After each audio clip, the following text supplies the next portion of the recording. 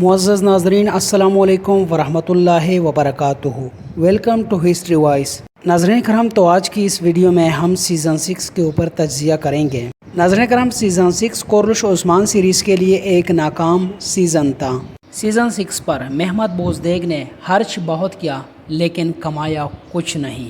تو آخرکار ایسا کیسے ہو سکتا ہے؟ کورلش عثمان سیریز اتنا مقبول سیریز کے ترکی میں کسی بھی ڈرامے کا 15 یا 14 ریٹنگ نہیں آیا ہے، لیکن اس ڈرامے کا 14 اور 15 ریٹنگ آ رہا تھا۔ تو کیوں اس ڈرامے نے نقصان کیا بینیفٹ کے بجائے؟ آج کی اس ویڈیو میں ہم مین ریزنز کے بارے میں بات کریں گے۔ چونکہ سیزن 6 نقصان کر چکا ہے اور سیزن 6 کا جو ریٹنگ ہے وہ کافی وہ نیچے رہا، تو کیا سیزن 7 آئے گا یا پھر نہیں؟ کیا بوزدیگ سیزن 7 پر غور کر رہا ہے یا پھر نہیں؟ اور سیٹ میں کیا چل رہا ہے؟ آج کی اس ویڈیو میں ہم آپ کو یہ بھی بتائیں گے۔ اس کے علاوہ اداکاروں کا حال احوال بھی آپ کو بتائیں گے کہ اداکاروں کے اندر کیا چل رہا ہے۔ اس کے علاوہ ناظرین کرام، یہ ویڈیو آپ کے لیے بہت معلوماتی ہونے جا رہی ہے، تو اس ویڈیو کا ایک سیکنڈ بھی مس نہ کریں۔ آرام کے ساتھ بیٹھ جائیے، وہاں جہاں شور نہ ہو، پپڑ بسکٹ لو، سٹنگ لو اور آرام سے بیٹھ جاؤ، ویڈیو کو انجوائے کرو، اور جو آپ کے من میں سوالات ہے وہ انشاءاللہ اس ویڈیو میں حل ہو جائیں گے۔ ناظرین کرام، ساتھ ساتھ ہم آپ کو یہ بھی بتائیں گے کہ اس سال ترکیہ کا کون سی تاریخی ڈرامہ ٹپ پر رہی اور کس ڈرامے نے کورلش عثمان سیریز کو ٹکر دیا۔ آج کی اس ویڈیو میں ہم اس ڈرامے کے اوپر بھی بات کریں گے۔ آج کی یہ ویڈیو بہت لمبی ہونے والی ہے، یہ تمام تر معلومات شامل ہے، لہٰذا ویڈیو کو آخر تک دیکھیے گا۔ چلیں ناظرین کرام، ہم سب سے پہلے بات کریں گے کورلش عثمان سیریز سیزن 6 کے بارے میں کہ آخر اتنا لو کیوں رہا۔ ناظرین کرام، کورلش عثمان سیزن 6 ہی نہیں، سیزن 4، سیزن 5 اور سیزن 6 انتہائی لو رہے، انتہائی حد سے زیادہ لو رہے، کیونکہ سیزن 3 میں جس سیریز کا ریٹنگ 14 اور 15 آ رہا تھا، اچانک سیزن 4 میں وہ ریٹنگ گر کر 6، پھر 4، پھر 3، پھر 6، پھر 4 یوں ہی رہا، 8 یا پھر 7 سے آگے نہیں گیا۔ اور اس کے پیچھے ایک وجہ ہے۔ پہلے کورلش عثمان کا ریٹنگ اتنا بڑا کیوں آتا تھا؟ دیکھیے، سیزن 1 کو اگر دیکھا جائے تو سیزن 1 بھی ایک زبردست سیزن تھا۔ سیزن 1 میں تاریخی کردار تھے، عبدالرحمن غازی تھا، بامسی تھا، اور اس کے علاوہ عثمان بے کی اداکاری کافی کمال کی تھی۔ ویسے ہم اداکار پر سوال نہیں اٹھا سکتے کیونکہ اسے جو بتایا جاتا ہے وہ وہی کرتا ہے، لہٰذا براق کی جو اداکاری ہے وہ کافی اچھی اور بہترین ہے۔ اچھا، اب سیزن 1 سیزن 1 میں تاریخی کردار بھی تھے، اور اس کے علاوہ سیزن 1 میں فضول قسم کے وہ سٹوریاں نہیں تھی۔ سیزن 1 بورنگ نہیں تھا، اور اس کے علاوہ عثمان غازی کا جو لک تھا سیزن 1 میں وہ مداحوں کو کافی پسند آ رہا تھا، کیونکہ ناظرین کرام عثمان غازی کی داڑھی جو تھی وہ چھوٹی تھی، لمبے لمبے بال تھے، تو لمبے بالوں والا براق لوگوں کو اچھا لگتا تھا۔ اور اس کے علاوہ ایک بڑی وجہ یہ بھی ہے کہ تاریخی کردار تھے، کنور علب تھا، گوکتوک تھا، اس کے علاوہ بامسی تھا، عبدالرحمن غازی تھا۔ اگر سیزن 2 کو ہم دیکھیں تو سیزن 2 کے سٹارٹ میں ارطغرل غازی کی انٹری کروا دی گئی۔ بے شک وہ ارطغرل نہ آیا، لیکن لوگوں کا انتظار تھا کہ کورلش عثمان سیریز میں ارطغرل غازی کی انٹری کب ہوگی۔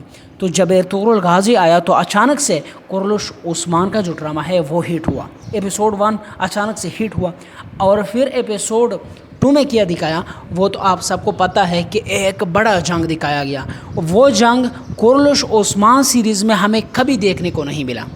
آنکھیں ہماری تکی رہ گئی اس جنگ کو دیکھنے کے لیے، لیکن کبھی اس قسم کا جنگ دیکھنا کورلش عثمان سیریز میں نصیب نہیں ہوا۔ جو سیزن 2 کے سٹارٹ میں دکھایا تھا وہی کورلش عثمان سیریز کا سب سے بڑا جنگ تھا، اور اس جنگ پر سب سے زیادہ خرچ کیا گیا تھا۔ نہ الپ ارسلان سیریز میں اتنا بڑا جنگ دکھایا گیا ہے، نہ صلاح الدین ایوبی میں کسی بھی ڈرامے میں اتنا بڑا جنگ نہیں دکھایا گیا ہے جو کورلش عثمان سیزن 2 کے سٹارٹ میں دکھایا گیا۔ اچھا، اب سیزن 2 میں اتنا بڑا جنگ لوگوں نے جب پہلا ایپیسوڈ دیکھا تو لوگ انتظار کرنے لگے، اس ڈرامے کے اندر گھس گئے، کیونکہ ایک تو ارطغرل غازی کی انٹری ہوئی، دوسری طرف اتنے بڑے بڑے جنگیں وہ جو ہے نا دکھانے لگے بوز ایک سابق کے لوگ جو ہے نا سیزن 2 کے آتے ہی لوگ فین ہو گئے، تو اس کی وجہ سے جو ہے نا وہ سیزن 2 کافی ہٹ ہوا۔ دوسری وجہ یہ ہے کہ تاریخی واقعات، لیکن ناظرین کرام سیزن 2 کا ایک بڑا تاریخی واقعہ وہ ہے کہ جب دھندار کو جو ہے نا موت کے گھاٹ اتارے گئے اور جب دھندار کو مار دیا گیا۔ دوسری تاریخ مار کا وہ جب ارطغرل غازی آیا۔ اس کے علاوہ سیزن 2 میں بھی تاریخی کردار تھے، گوکتوک الب تھا، اس کے علاوہ بمسی تھا، اور ساتھ ساتھ میں عبد الرحمن غازی تھا، اس کے علاوہ احمد الب تھا۔ بے شک اس کو سیریز میں چھوٹا دکھایا گیا، لیکن احمد الب جو تھا، اگر آپ سلطنت عثمانیہ کا تاریخ پڑھو گے تو وہ عثمان غازی کا ایک اہم سپاہی تھا، جس کے بارے میں مشہور ہے کہ اس کو عثمان غازی نے اپنے بیٹوں کی طرح پالا، جس طرح تربیت عثمان غازی نے اپنے بیٹوں کو دی، اسی طرح تربیت احمد الب کو بھی دی گئی۔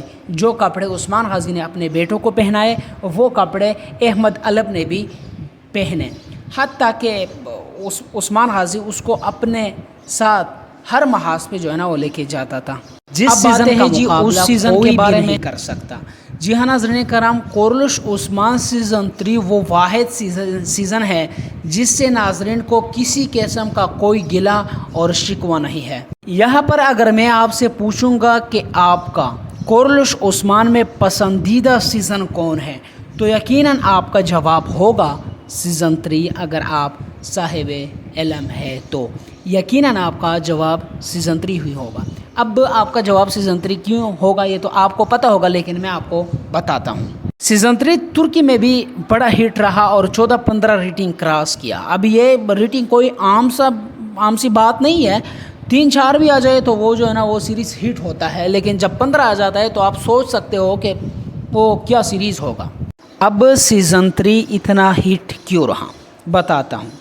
عثمان غازی کی اگر ہم جدوجہد کو دیکھیں گے تو عثمان غازی نے اصل جدوجہد سیزن 3 میں کی، اور عثمان غازی کی اصل جدوجہد سیزن 3 میں دکھا دی گئی۔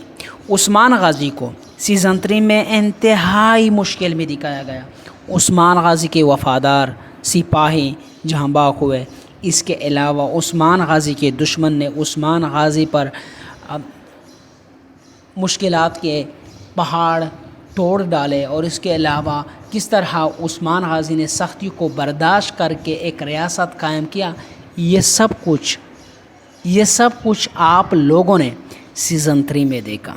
اس کے علاوہ اگر سیزن 3 کی تاریخی کرداروں کی بات کی جائے تو سیزن 3 میں ایک بڑا تاریخی کردار تھا اور اس کا نام ہے میخائیل کوسیز۔ جی ہاں، میخائیل کوسیز سلطنت عثمانیہ کی تاریخ میں ایک بڑا نام رکھتا ہے۔ ان کے بیٹوں نے، ان کے پوتے پوتیوں نے سلطنت عثمانیہ کے لیے بہت قربانیاں دی، اور وہ واحد بازنطینی کمانڈر تھا جو اسلام لایا اور اسلام قبول کیا۔ میخائیل کوسیز نے کون سے کارنامے سر انجام دیے، تمام تر کارنامے تو ہم آپ کو یہ نہیں یہاں پر نہیں بتا سکتے، لیکن ہم آپ کو اتنا بتا سکتے کہ وہ ایک تاریخی کردار تھا۔ اس کے علاوہ ترگت الب، اس کو سیزن 3 میں دکھایا گیا، وہ بھی ایک تاریخی کردار تھا۔ کنور الب بھی ایک تاریخی کردار تھا۔ اکچکوجا بھی ایک تاریخی کردار تھا، جو کہ یہ تمام تر کردار سیزن 3 میں دکھائے گئے۔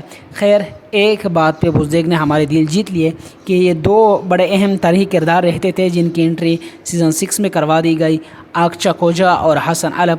تو اس بات پر ہم بزدیگ کو ویلڈن کہتے ہیں۔ اب آتے ہیں اس جانب جس کی وجہ سے ڈرامہ تباہ ہوئی۔ چلیے ناظرین کرام، آتے ہیں سیزن 4 کی جانب۔ سیزن 4 کے سٹارٹ میں تو ایک فضول قسم دشمن کو دکھایا گیا۔ اب لوگ جو دیکھنا چاہتے ہیں، وہ دیکھنا چاہتے ہیں ایک مضبوط دشمن، ٹھیک ہے، عثمان غازی کے ٹکر کا دشمن۔ جیسے کہ میں نے سٹارٹ میں کہا کہ سیزن 3 اور سیزن 2 ہٹ رہا، بڑی وجہ یہ بھی تھی کہ نکولا تھا اس ٹائم، نکولا وہ ایک مضبوط دشمن تھا، اور مداح اس قسم کے دشمن جو ہے نا وہ دیکھنا چاہتے تھے۔ اب نکولا تھا،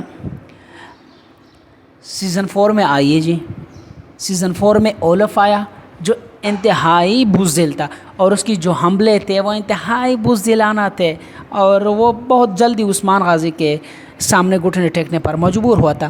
اس کے علاوہ اس کی بہن تھی۔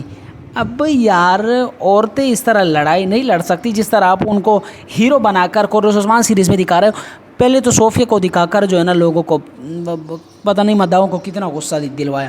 اب جو ہے نا اولف کی بہن کی انٹری ہوتی ہے، اور سیزن 4 جو ہے وہ اس کی ریٹنگ کو تباہ کر کے یہ اداکارہ چلی جاتی ہے۔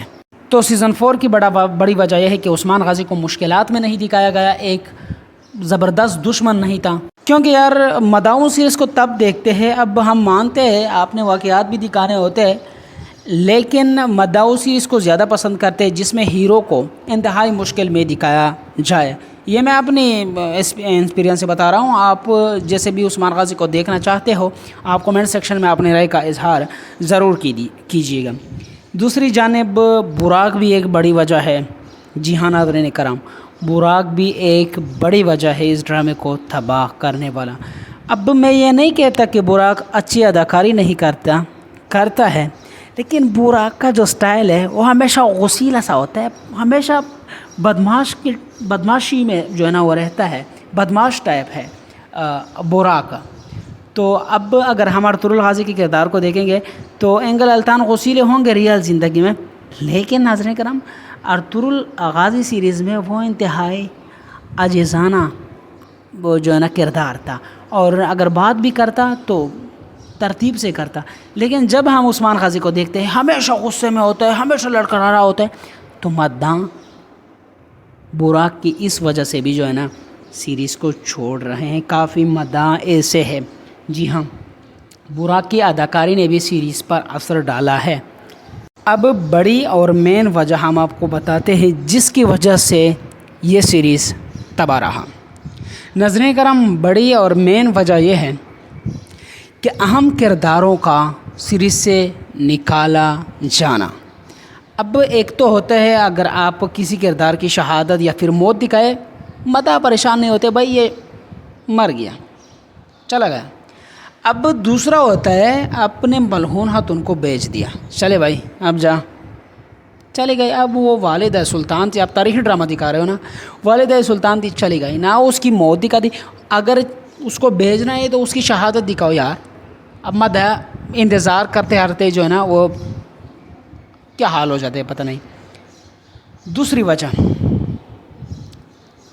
اداکاروں کا ایک سٹیج پہ نہ رہنا اور ایک ساتھ مزاحیہ انداز میں اور گپ شپ میں کام کرنا۔ قرۃ عثمان کے جتنے بھی اداکار ہیں ایک دوسرے سے کافی نفرت کرتے ہیں اور ایک دوسرے سے لڑتے ہیں، اور اس کے پیچھے وجہ ہے براق۔ جی ہاں اب ایمرے بے اور حلافیرا، اب ایمرے بے کس وجہ سے جو ہے نا سیریز سے چلا گیا، اورحان غازی کا کردار میں بتا رہا ہوں۔ پچھلے دنوں تقریباً آج 1 مہینے پہلے یا 1.5 مہینے پہلا براق اوزجیویت اور ایمرے بے کی لڑائی ہوئی۔ اب پتہ نہیں ایمرے بے نے براق اوزجیویت سے یہ کہا کہ آپ یہ سین ٹھیک نہیں کرتے، اس طرح نہیں ہوتے، اس طرح ہوتے ہیں۔ تو براق اوزجیویت جو اپنے آپ کو کافی غسیلا کہتے ہیں، انہوں نے تپڑ بنایا اور جو ہے نا اس اداکار کے منہ پہ ماری۔ اب اس اداکار نے موقع پہ کچھ نہیں کہا، لیکن انہوں نے جو ہے نا عدالت پہ کیس کر دیا، اور عدالت نے انہیں یہ سزا سنا دی کہ آپ جناب چونکہ آپ نے اس اداکار کو سیٹ میں تپڑ مارا ہے تو آپ اس سیٹ میں نہیں جا سکتے اور کام نہیں کر سکتے۔ پھر اس دوران جناب ہوتی ہے محمد بوزدیگ کی انٹری۔ محمد بوزدیگ جو ہے نا ایمرے بے کا منتیں کرتے، ترلے کرتے اور کہتے میں آپ کی تنخواہ بڑھا دوں گا، پلیز آپ ایسا نہ کریں، میرا سیریز تباہ ہو جائے گا، جائیے اور عدالت میں یہ کیس واپس لے لیجئے۔ تو دیکھیے ایمرے بے بھی لالچ میں آ گیا، کیونکہ بوزدیگ نے اسے آفر کیا کہ بھائی آپ جو ہے نا یہ کیس ہٹا لیں، پھر میں آپ کو آپ کی تنخواہ بڑھا دوں گا، کس میں آپ کو تھوڑی زیادہ دوں گا، اور آپ کی اداکاری بہت اچھی ہے، اس لیے میں آپ کو بھی اور براق کو کھونا نہیں چاہتا۔ ٹھیک ہے، یہ بوزدیگ کا ایک چال تھا۔ اب پیسے کی لالچ میں ہر کوئی آ جاتا ہے۔ وہ چنگیز جوشکن جو کل کہہ رہا تھا پاکستان کی ایئر وائی کو انٹرویو دیتے ہوئے بھی انہوں نے کہا ہے چنگیز جوشکن نے کہ نہیں میں قرۃ عثمان سیریز میں نہیں آنے والا، لیکن جب بوزدیگ نے اسے کہا کہ بھائی बात सुन, पैसे आपको एक एपिसोड के 2 गुना ज़्यादा पैसे दूंगा। बोरा कोच से भैया आपको जो है मैं पैसे ज़्यादा दूंगा, तो लिहाजा आप ऐसा करें कि आपको स्क्रीन टाइम भी ज़्यादा दिया जाएगा, पैसे भी ज़्यादा दिए जाएंगे। तो वर्दी शर्दी पहन और सेट में आ। कल सुबह जब हम देख रहे थे तो हमने तुरगुद को सेट में देखा। तो ये होता है पैसे का लालच। तो इमर भाई इस पैसे के लालच में आ गया। जैसे भी उन्होंने एक केस ले लिया, बोरा महमद बोजदेक ने उसे कहा कि भाई छुट्टी कर, केस वापस ले लिया, मसला सॉल्व हो गया, तो अब तू छुट्टी कर जा, अपना काम कर। तो जब आपका डायरेक्टर आपको धोखा देता है और जिन्होंने गलती की होती है उन्हें नहीं निकालता है, आपको निकालता है, तो यहाँ पर अदाकार क्या रह पाएंगे? वो छोटे मोटे अदाकार जो आप देख रहे हो इस सीरीज़ में, कमज़ोर जिस्म वाले, वो तो करेंगे। उसे अगर तप्पड़ मारोगे, अगर पैसे ना भी दोगे, तो वो खाने पर भी जो है ना इस सीरीज़ में काम करेंगे, क्यों नहीं करेंगे? तो जब इस तरह कमज़ोर किरदार होंगे कुरैश उस्मान सीरीज़ में, तो भाई ये सीरीज़ इसका सीज़न 6 भी नहीं बनना चाहिए था। आप लोग तो सीज़न 7 का इंतज़ार कर रहे हो। खैर, अल्लाह करे कि सीज़न 7 अच्छा बने, हमारे लिए भी फ़ायदा है। मैं ये नहीं कहता, लेकिन दिल जल रहा है। ड्रामे के साथ ऐसा किया बोजदेक साहब ने, ऐसा नहीं होना चाहिए था। तो नाज़रीन कराम, ये थी आज की वीडियो। मिलते हैं फिर अगली वीडियो में। अस्सलामु अलैकुम वरहमतुल्लाहि वबरकातुहू। और हाँ, हिस्ट्री वॉइस को सब्सक्राइब करना ना भूलिएगा।